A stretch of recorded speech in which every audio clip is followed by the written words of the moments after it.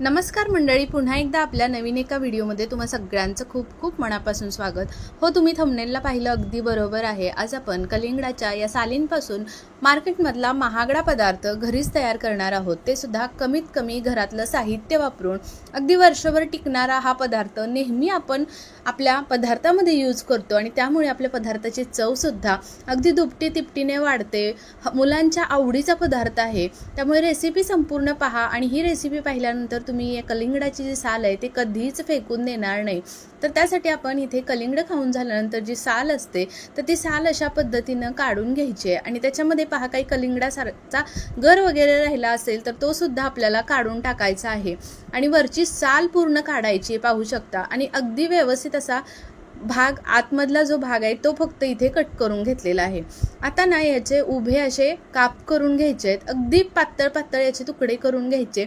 जास्त पातळ सुद्धा करायचे नाहीत किंवा जास्त जाड सुद्धा ठेवायचे नाहीत. पाहू शकता अशा पद्धतीने मी व्हिडिओमध्ये दाखवते. असे व्यवस्थित असे उभे कट करून घ्यायचे आणि नंतर अगदी बारीक बारीक याचे तुकडे करून घ्यायचे.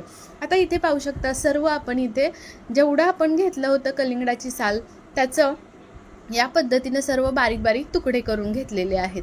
तर आता हे सुद्धा आपल्याला तुकडे मोजूनच घ्यायचे आहेत. तर 1 कप इतके हे तुकडे भरलेले आहेत. तर त्यासाठी आपल्याला इथे बघा 3 ते 4 कप इतकं पाणी घालून घ्यायचं आहे. म्हणजेच अंदाजे 1 तांब्यावर इतकं मी पाणी कढईमध्ये घालून घेतले. छान असं पाणी गरम झालं की त्याच्यामध्ये आपण ज्या या छान अशा फोडी करून घेतलेल्या होत्या 1 कप इतक्या त्या याच्यामध्ये घालून घ्यायच्या आणि एक 5 ते 7 मिनटं छान अशा शिजवून घ्यायच्या आहेत. आपल्याला पूर्णपणे शिजवायच्या नाही आहेत, 70 ते 75% शिजवून घ्यायचे, जास्त शिजवायचं नाही. तर इथे मी तुम्हाला दाखवते पहा. झाकण काढायचं एक 5 ते 7 मिनटानंतर हाय फ्लेमवरती शिजवायचे. तर पाहू शकता आतमध्ये चम्मच जातोय, पण अगदी पूर्णपणे असं मऊ किंवा गिर अशी करायची नाही. तर या पद्धतीनं तयार करून ह्या फोडी घेतल्या की आपल्याला काय करायचं आहे, एक पुरणाची चाळण किंवा आपल्याकडे जे गाळणी चाळण असते त्याच्यावरती ना अशा पद्धतीनं ह्याच्यातलं पूर्ण पाणी काढून टाकायचं आणि फोडी अशा छान अशा वरती मोकळ्या राहिल्या पाहिजेत. पूर्ण याच्यातील वाफ निघून गेली पाहिजे आणि कोरड्या झाल्या पाहिजेत आणि पूर्णपणे आपल्याला ह्या फॅन खाली थंड करून घ्यायच्या आहेत. तर पाहू शकता व्यवस्थित अशा पसरून द्यायच्या आणि फॅन खाली थोडा वेळ ठेवलं की वाफ जाते आणि पूर्णपणे आपल्या ह्या मस्त फोडी थंड होतात. आता ह्या फोडी थंड करण्यासाठी पसरून फॅन खाली ठेवून देऊया. तोपर्यंत मला तुम्ही सांगा, आपल्या चॅनलवरती अजून कोणी नवीन असेल तर असे छान छान व्हिडिओ, साधे सोपे रेसिपीज पाहण्यासाठी नक्की आपल्या चॅनलला सबस्क्राईब करा आणि त्याच्या पुढील बेल आयकॉन प्रेस करा. म्हणजे माझे छान छान व्हिडिओ जेव्हा कधी मी अपलोड करेन तेव्हा सगळ्यात पहिल्यांदा तुमच्यापर्यंत त्याचं नोटिफिकेशन येईल आणि आपले कोणतेही व्हिडिओ तुम्ही मिस करणार नाही. तर आता पहा, पॅन ठेवलेला आहे. आपल्याला फोडीसुद्धा फॅन खाली थंड करायला ठेवले. पॅन ठेवला, त्याच्यामध्ये 1 कप इतकी साखर घालून घेतली आणि 1 कप इतकं पाणी घालून घेतलं. साखर छान अशी पाण्यामध्ये विरघळली की आपल्याला त्याच्यामध्ये पहा ज्या फोडी करून घेतल्या होत्या तर त्या फोडी आपल्याला याच्यामध्ये घालून घ्यायच्या आहेत. तर पाहू शकता इथे ना ह्या सर्व फोडी आपण याच्यामध्ये घालून घेतोय. तर व्यवस्थित अशा घालून घेतल्या की छान अगदी आपल्याला या मस्त ढवळून घ्यायच्या आहेत. पाण्याची क्वांटिटी अगदी म्हणजे 1 तारी पाक असा आपल्याला इथे करून घ्यायचा आहे. पाण्याची क्वांटिटीसुद्धा कमी व्हायला हवी आणि छान असा 1 तारी पाकसुद्धा व्हायला हवा. तर व्यवस्थित हे सुद्धा शिजवून घ्यायचं मस्त, म्हणजे थोडंसं आतमध्ये याचा पाक मुरला गेला पाहिजे. तर आता इथे मी माझ्याकडे जो व्हॅनिला इसेन्स होता तो थोडासा याच्यामध्ये टाकून घेतलेला आहे, 2 थेंब. जर तुमच्याकडे व्हॅनिला इसेन्स नसेल तर तुम्ही इथे वेलची पावडर असते ती सुद्धा टाकू शकता किंवा वेलची एखादी कुटून टाकली तरीही चालेल. आता इथे एक 5 मिनटं छान असं याच्यामध्ये ना आपल्याला या पाकामध्ये व्यवस्थित असं मिक्स करून घ्यायचं. पाहू शकता मस्त आपला हा पाक तयार व्हायला लागला आहे. आता पाक चेक करून बघायचं. 1 तारी पाक आपल्याला करून घ्यायचा आहे. तर आता इथे मी दाखवते तुम्हाला बोटावरती.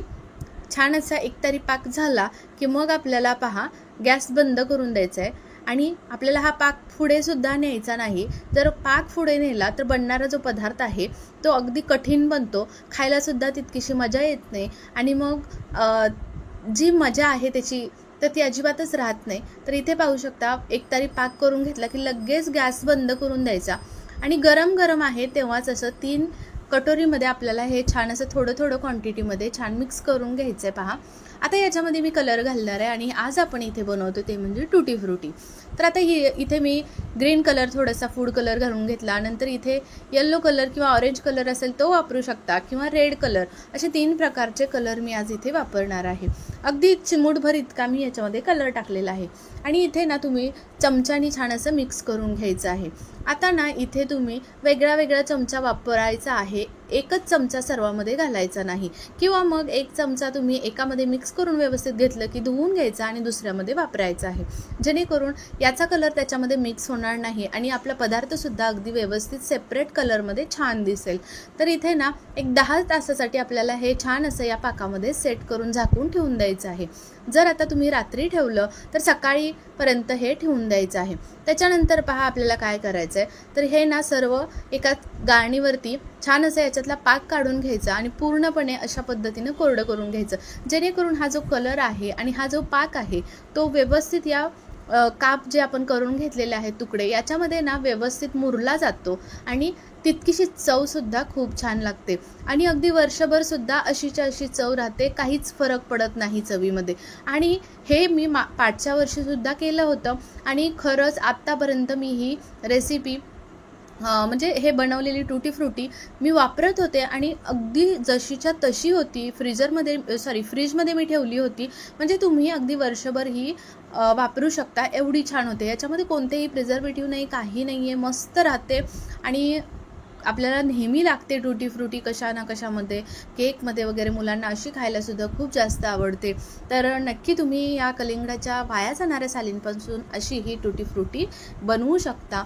बनवायला सोपीच आहे. पाहिलं तुम्ही तर इथे ना अशा पद्धतीनं सर्व गाळून घेतलं आणि जो काही खालचा पाक असेल तो आता मी बाजूला केलेला आहे. आणि या पद्धतीनं पहा मी ताटामध्ये व्यवस्थित असं 3 पार्टिशनमध्ये व्यवस्थित असं पसरून घेतलेलं आहे. तर असंच या पद्धतीनं आपल्याला एक 7 ते 8 तासासाठी फॅन खाली ठेवायचं आहे किंवा मग तुम्ही उन्हामध्ये सुद्धा सुकवून घेऊ शकता.